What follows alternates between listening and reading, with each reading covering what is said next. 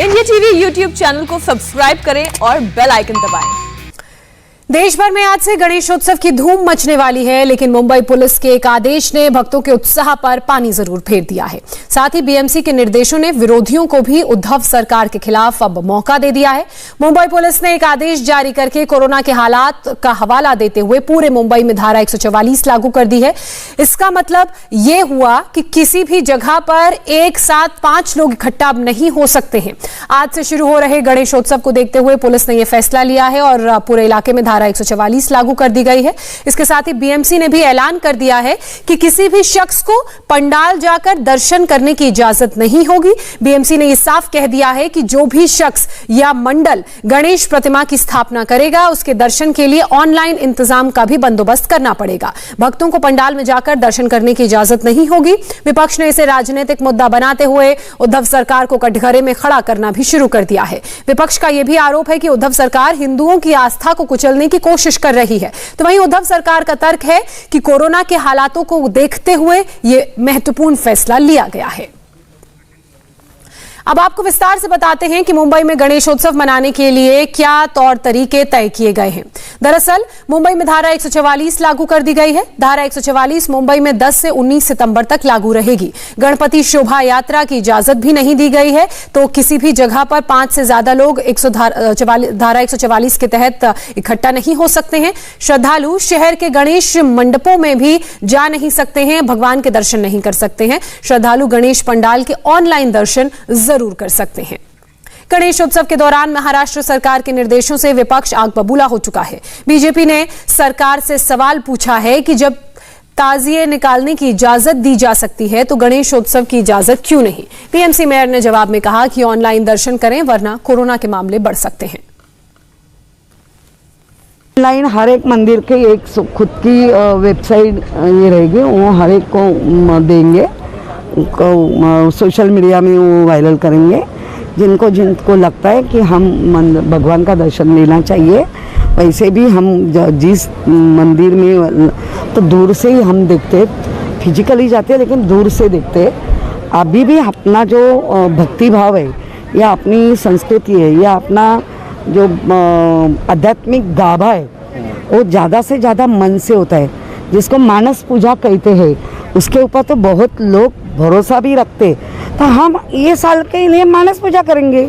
नहीं, जब मोहर्रम आया था तो उन्होंने ताजिए निकालने की अनुमति दी थी लिमिटेड, तो मुझे नहीं लगता कि वहाँ पर संक्रमण नहीं बढ़ता और यहाँ पे संक्रमण बढ़ जाएगा। ये मुझे तो इसका कोई कारण और लॉजिक समझ में आता नहीं है, पर ठीक है, उनका क्या उनकी मजबूरियाँ हैं, क्या सोच से वो चल रहे हैं, पर अतिशय गलत है और महाराष्ट्र की संस्कृति के अंदर ये सूट नहीं करता है। महाराष्ट्र सरकार को अपना निर्णय बदलना चाहिए।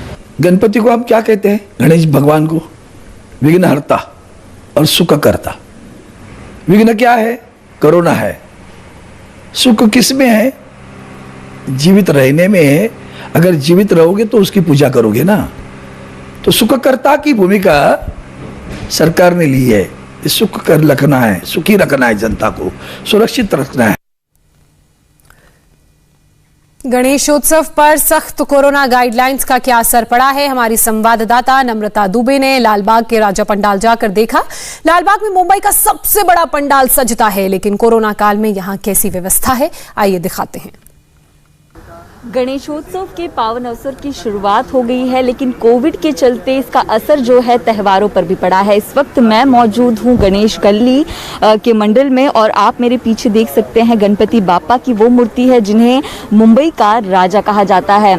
ये जो मूर्ति है ये कई फीट ऊंची हुआ करती थी कोविड के पहले, लेकिन कोविड के नियमों के चलते और राज्य सरकार ने जो नियम दिए हैं उसके मुताबिक अब मूर्ति की जो हाइट है वो 4 फीट से ज़्यादा नहीं करनी है, जिसके चलते इस बार गणेश गली के जो बापा हैं उनकी भी मूर्ति 4 फीट की रखी गई है। और कोविड नियमों के चलते अगर आप देख पाएँ तो डिस्टेंस यहाँ पर बाकायदा रखा गया है। जो श्रद्धालु हैं उन्हें अंदर आकर दर्शन करने की अनुमति नहीं दी गई है। ऐसे में इस पर ज़्यादा बातचीत के लिए मंडल के जो कर्मी हैं वो मेरे साथ यहाँ पर मौजूद हैं। सर, अगर आप बता पाएँ कि गणेश गली हम देखते हैं कि 90 साल से ज़्यादा का जो वक्त है वो हो चुका है, लेकिन कोविड के चलते इस बार बहुत कुछ बदल गया है, तो क्या कुछ फ़र्क अब आप लोग देख पा रहे हैं? किस तरह की तैयारियाँ कोविड को लेकर आप लोगों की तरफ से की गई है? लालबाग सार्वजनिक उत्सव मंडल का इस साल 94 साल है, गणपति का बना रहे हैं हम लोग। और कोविड का गए साल से आप देख रहे हैं महाराष्ट्र पर कोविड का संकट सब छाया हुआ है, उसको देखते हुए हम कम मात्रा में हम लोग गणपति उत्सव मना रहे हैं। और उसके हिसाब से जो महाराष्ट्र सरकार और महानगर पालिका, मुंबई महानगर पालिका जो कोरोना के नियम अपने सब SOP निकाली है, उसके हिसाब से हम लोग ने 4 फुट की मूर्ति रखी है। और जो हर साल अपने प्रार्थना स्थल बनाते बड़े बड़े देखावे, वो इस साल हम लोग नहीं मना रहे। किरण, आप मुझे बताएंगे कि इस बार 4 फीट की है, आमतौर पर गणेश गली की जो मूर्ति होती है वो कितने फीट की होती है? आमतौर पे 1977 से हम लोग का अमृत महोत्सव था, 50 साल पूरे हुए थे, तभी से हम लोग 22 फुट की मूर्ति बना रहे हैं। बड़ी मूर्ति, भारत में सबसे पहले बड़ी मूर्ति बनाने का मान हम लोग का ही है। मुंबई में आखिर इतनी सख्ती की जरूरत क्यों पड़ रही है, उसका कारण भी जान लेना आपके लिए जरूरी है। दरअसल गणेशोत्सव आज से शुरू हो रहा है, लेकिन कल शाम को मुंबई के अलग अलग बाजारों में जो भीड़ नजर आई उसने चिंता बढ़ा दी। मुंबई समेत महाराष्ट्र में कोरोना के केस लगातार तेजी से बढ़ रहे हैं और इन सब के बीच लोग खरीदारी करने के लिए बाजारों में उमड़ पड़े हैं। किसी ने मास्क पहना है तो किसी ने मास्क नहीं पहना है, केवल खाना पूर्ति की जा रही है। जो शहर आज से कुछ महीनों पहले कोरोना से सबसे ज्यादा प्रभावित था, वहां ये चहल पहल सरकार के माथे पर पसीना ला रही है।